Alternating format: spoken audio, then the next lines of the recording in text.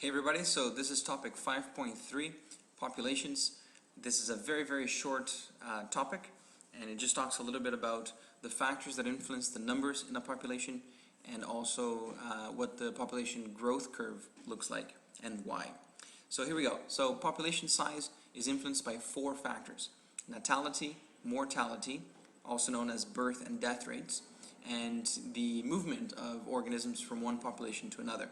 So immigration is the movement into a population, and emigration is the moving out from a population to another.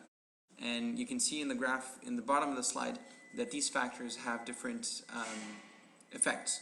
The natality and immigration both increase the population, and mortality and emigration both decrease the population. If you have numbers for each of these, all you have to do is add them up. Evidently, mortality and emigration will have negative numbers, natality and immigration would have positive numbers, and then your resulting number would be your net increase or decrease in population size. So the population growth curve, also known as a sigmoid growth curve, is called that because it resembles the letter S. Sigma is S from the Greek alphabet, and oid means shape. So the reason why the graph looks this way is because in the beginning of the graph you have a very exponential growth due to the fact that the birth rate and the immigration rate are much larger than the death rate and the emigration rate.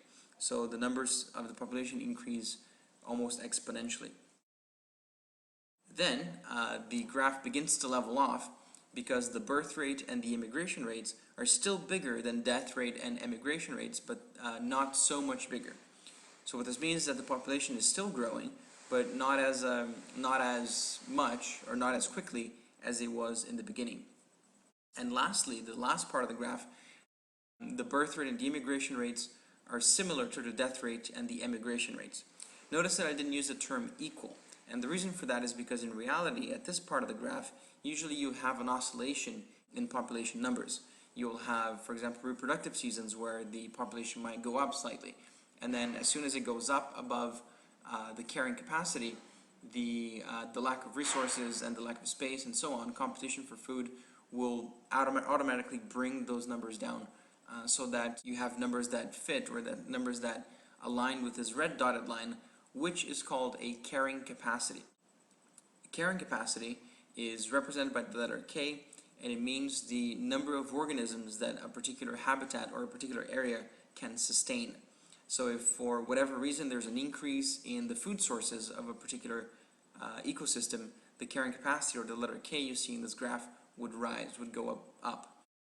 If, for example, there was a destruction of habitats caused by humans or a natural disaster, the carrying capacity, or the redded line indicated by the letter K, would then move down, and this would then impact the number of organisms that can live in that area. Each of these parts of the graph have names.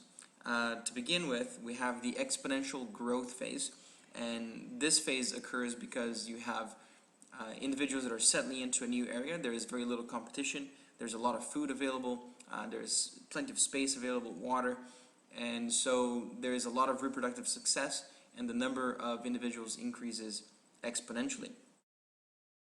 Then we have the transitional phase, where there's still population growth but at a slower pace, and this happens because now we have an increased number of organisms which are now competing for food, competing for resources, so the growth of the population is not as steep as it was in the beginning, where there was ample food and resources available.